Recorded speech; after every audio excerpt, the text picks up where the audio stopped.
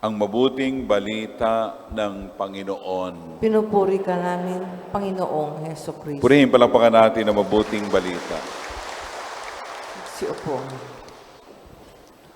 Sa ating pagdiriwang ng dakilang kapistahan ng kamahal-mahalang puso ni Jesus, pinakita maging sa matandang tipan sa unang pagbasa ang larawan ng puso ng Diyos na ang larawan ay yung Israel ang tinuruan na lumakad, ang pinakain at ang inalagaan, kinandili. Sa atin mga Kristiyano, sa atin na mga disipulo ng Panginoon, tayo ay patuloy niyang tinuturuan na lumakad sa landas ng katwiran, landas patungo sa ating kaligtasan. Ang patuloy niyang sa atin ay pagpapakain, ang kanyang handog na buhay para sa bawat isa sa atin, ang kanyang pag-aalaga at pagkakandili sa atin. Ang puso ng Diyos, ang puso ni Jesus, na kung tataglayin natin, ganun din ang ating gagawin, ang pagkalinga at pagtuwang natin sa ating mga minamahal na ipinagkakatiwala sa atin ng Panginoon. Ang kabusugan sa pamamagitan natin, ang kabusugan ng ating kapwa, ang pagkakandili natin sa ating kapwa. Kaya yung awit kanina, mahal na puso ni Jesus, turuan nyo na ang puso namin ay matulad sa puso mo.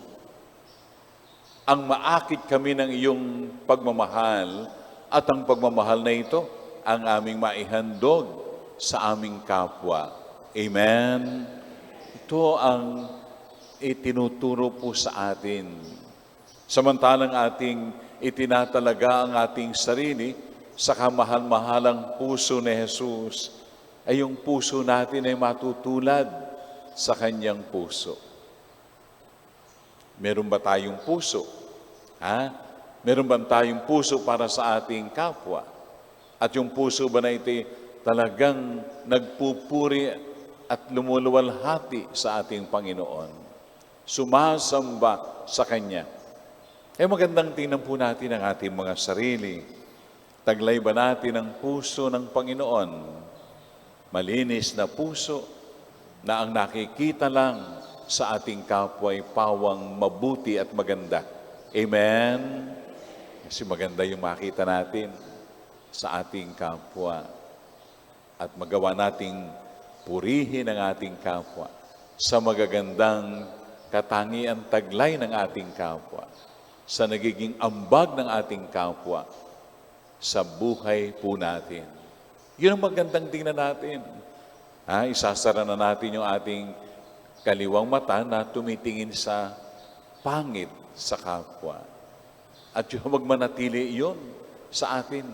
Bagkus yung magaganda ang makita po natin at alam nyo, tataglayin natin ang malinis na puso ng katulad ng puso ng Panginoon.